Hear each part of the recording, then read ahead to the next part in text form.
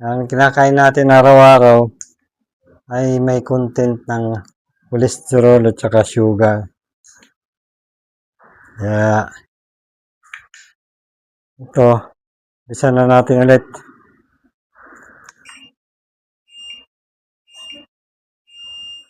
Okay. Yan. Warm up muna tayo, warm up. Bagal muna. Yan, 20 lang muna. Para hindi mabigla ang katawan. Yan. Mabagal lang muna.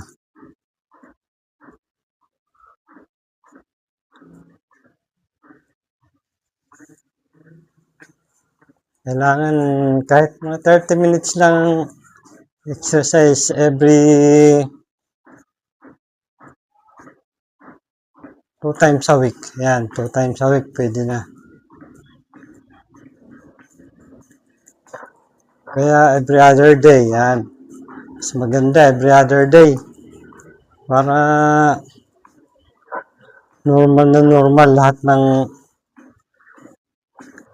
cholesterol, sugar, saka sa high blood, normal na rin sa dugo. Ayan.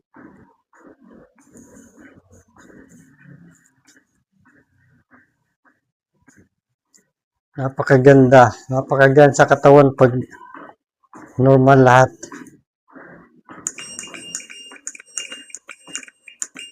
Ayan, lagyan natin sa 30 para medyo mabilis ng konti.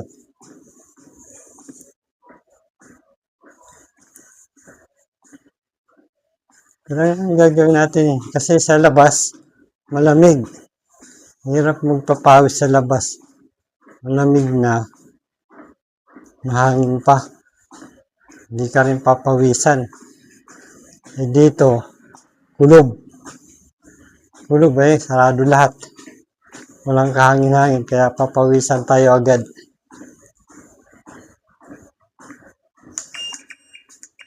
Taasan pa natin ulit. Yan. Medyo bibilis na ng konti. Bilisan natin konti.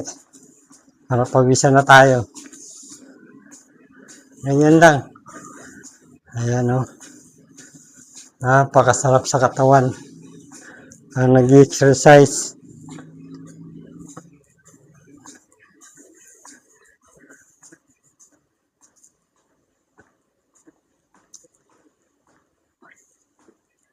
Ito